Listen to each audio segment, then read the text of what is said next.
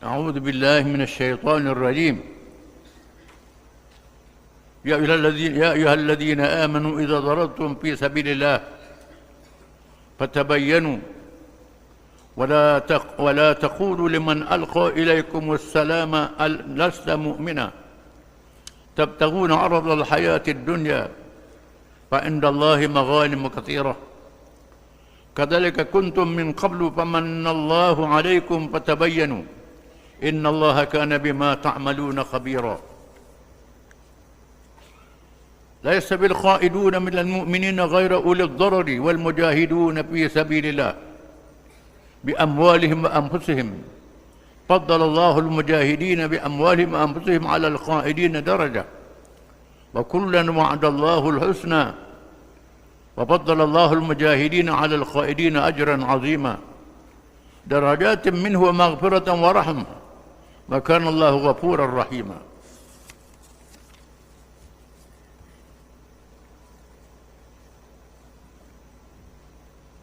Maksudnya,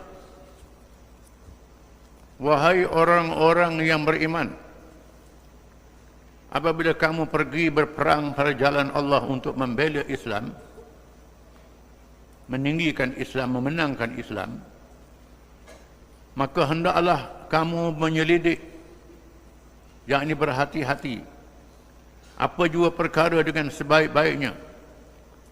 Dan janganlah kamu terburu-buru mengatakan kepada orang yang menunjukkan kepada kamu tanda perdamaian dengan memberi salam atau mengucap dua kalimat syahadat, engkau bukan orang yang beriman.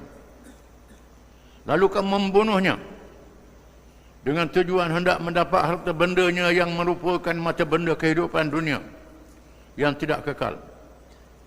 Janganlah kamu gelap mata kepada daki dunia itu, kerana di sisi Allah ada disediakan limpah kurnia yang banyak. Demikianlah juga keadaan kamu dahulu dapat diketahui oleh orang lain akan keislaman kamu dengan memberi salam atau mengucap dua kalimat syahadat. Lalu Allah mengurniakan nikmatnya kepada kamu. Oleh itu selidikilah apa-apa jua lebih dahulu dan janganlah bertindak dengan terburu-buru. Sesungguhnya sentiasa memerhati dengan mendalam akan segala apa yang kamu lakukan. Tidaklah sama keadaan orang-orang yang duduk tidak berturut berperang dari kalangan orang-orang yang beriman selain daripada orang-orang yang ada keuzuran, dengan orang-orang yang berjihad, yang berjuang berjalan Allah untuk membela Islam dengan harta dan jiwa mereka. Allah melebihkan orang-orang yang berjuang dengan harta benda dan jiwa mereka, atau orang-orang yang tinggal duduk yang tidak turut berperang kerana uzur, dengan satu darjah kelebihan. Dan tiap-tiap satu dari dua golongan itu Allah menjanjikan dengan balasan yang baik, yakni syurga. Dan Allah melebihkan orang yang berjuang atas orang yang tinggal duduk, tidak turut berjuang dan tidak ada suatu keuzuran, dengan pahala yang amat besar, iaitu beberapa darjat kelebihan daripadanya, dan keampunan serta rahmat belas kasihan. Dan ingatlah, adalah Allah amat pengampun lagi amat mengasihani.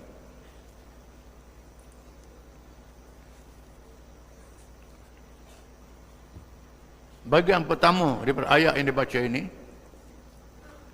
Allah Ta'ala memerintah kepada mereka yang berjuang pada jalan Allah, di kalangan orang yang beriman, supaya berhati-hati. Jangan mudah nak berperang saja, nak menyerang saja, ke nak bunuh orang saja. Jangan melampau dalam peperangan itu, kerana tujuan kita nak mengajak orang masuk Islam seramai-ramainya, bukan nak bunuh orang seramai-ramainya. Bila berlaku perang Khaybar, sampai di Khaybar, di malamnya Nabi bersabda, besok aku akan serahkan bendera kepada orang yang dipilih oleh Allah, dikasih kepada Allah dan Rasul. Allah Rasul kasih dan sayang kepadanya. Maka ramailah yang datang awal subuh, termasuk Sayyidina Umar. Sayyidina Umar kata, aku tak pernah nak minta jabatan kecuali pada hari itu. Kerana Nabi kata, orang Nabi surah bendera ni, orang yang Allah kasih, Nabi kasih. Aku mengharapkan akulah yang dapat jawatan di surah bendera itu.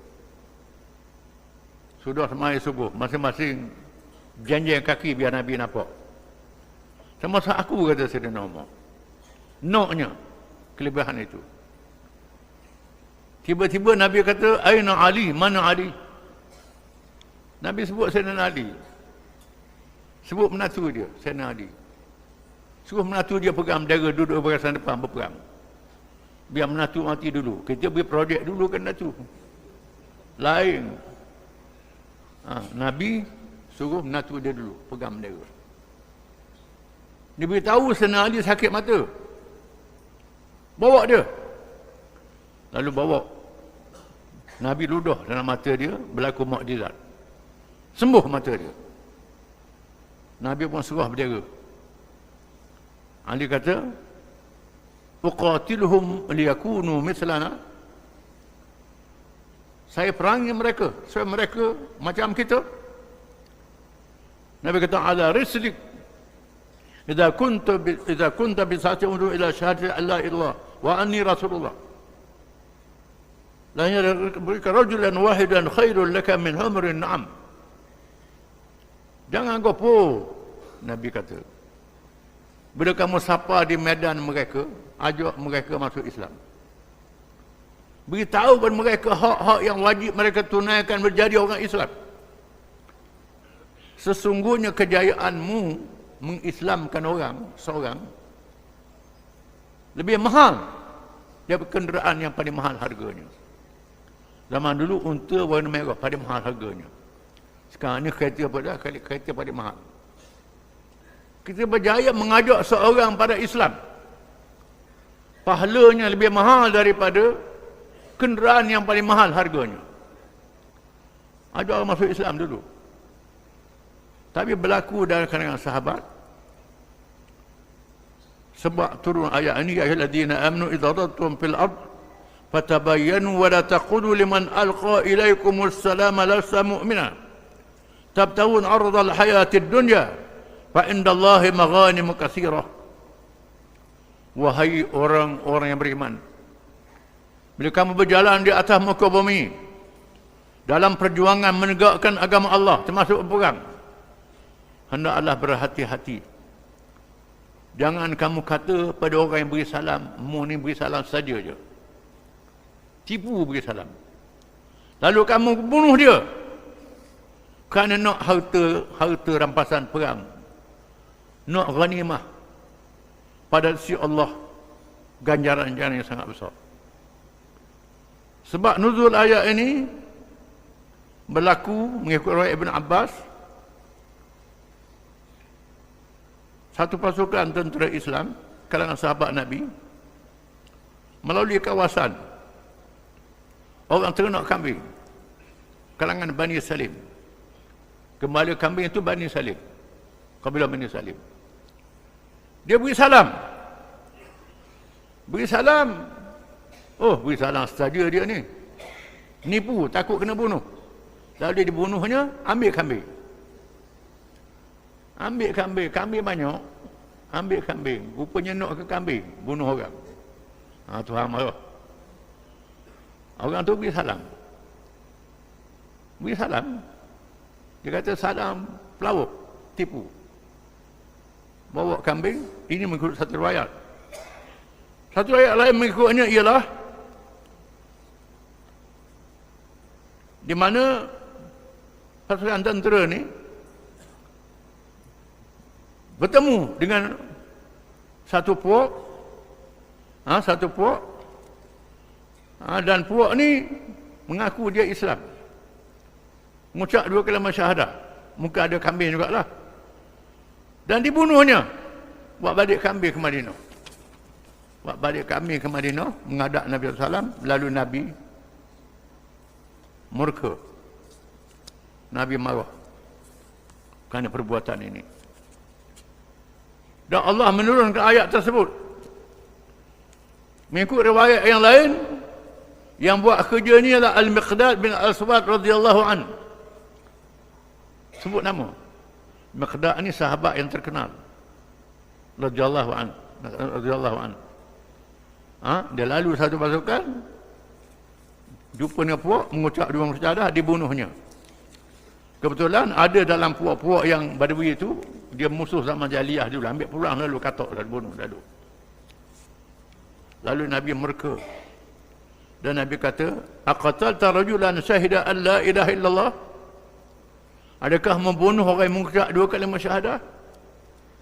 Dia mengucap dua kalimah syahadah. Dia kata, wak lolok. Mana tahu wak lolok?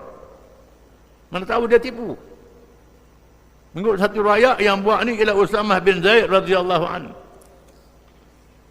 Nabi kata, asyaqaqta qalbah, membelah dada dia. Mentengok dalam hati dia. Ikhlas dan ikhlas ni Allah yang tahu, kita tak tahu. Bila orang tu mengaku Islam, jangan mudah-mudah terus bunuh dia, terus kata dia kafir. Jangan. Di mana kita kena sedar nak menghukumkan kafir ni tidak mudah. Mesti tahu secara detail sebab apa dia jadi kafir dan bagaimana orang tu kena tahu. Mengikut riwayatnya, Nabi bayar dengan 1000 dinar kepada keluarga dia sebagai pampasan kerana salah bunuh. Bayar 1000 dinar, bayar diat. Ini dia hebatnya Islam ni.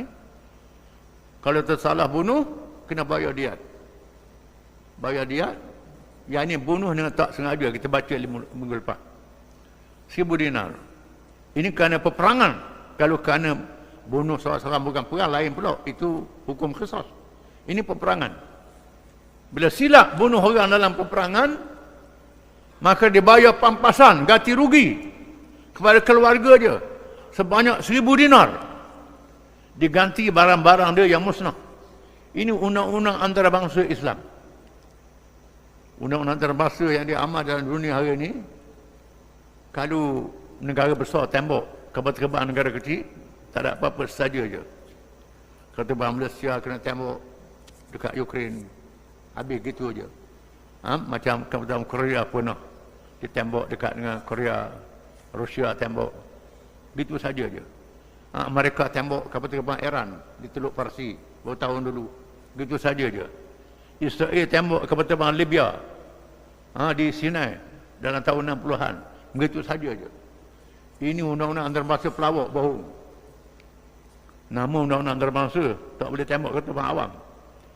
Dalam Islam, kalau berlaku kesilapan, wajib kena bayar diat, kena bayar pampasan. Ini undang-undang antarabangsa Islam, hebat. Kalau kita tak tunai, kita berdosa dengan Tuhan. Bukan berdosa dengan Tuhan, berdosa dengan Tuhan. Kena bayar pampasan. Bila Khalid bin Walid membunuh tawanan Bani Juzaimah ketika Fathu Makkah, Nabi suruh bayar ganti rugi kepada barang-barang yang dimusnahkan, termasuk bekas minum anjing, diganti, dibayar juga. Ini hebatnya hukum Islam tu. Hebatnya hukum Islam. Dalam begitu pun dia kata Islam jahat juga, Islam zalim. Dia baik belaka, kita ni jahat. Ni. Bila orang mengucap ayat ni, balik pada ayat ni, bila orang mengucap dua kalimah syahadah, kita anggap dia Islam. Kecuali dia melakukan, jelas. Ini masalah takfir orang sebut hebat pada hari ini. Kafir mengkafir. Kafir mengkafir ni ada 3 perkara. Man kafara mu'minan faqad kafar. Wa man lam yukaffiril kafira faqad kafar. Wa man syakka fi kufril kafir faqad kafar. Barang siapa yang mengkafirkan orang Islam tu tak kafir, dia kata kafir. Kafir balik ke dia. Sesiapa tak mengkafirkan orang kafir sungguh, jadi kafir. Orang tu kafir sungguh, jadi kafir.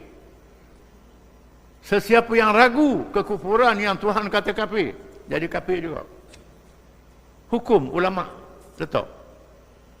Mengkafirkan orang Islam. Dia orang Islam, kita kata dia kafir. Dan sebab itulah dia bawa pada hakim. Bila orang tu membatalkan dua kalimah syahadah, kena bawa ke hakim, kena bicarakan kerana hukuman murtad. Kalau orang Islam jadi murtad lah. Bukan murtad. Adakah kerana dia jahil? Kalau kerana dia jahil tak boleh kata. Dia berdosa. Dia jahil tak tahu kala. Dia jahil. Setelah kita beritahu, dia degil juga. Dia lawan juga Islam. Baru jadi kafir sungguh. Yang menentukan ialah hakim.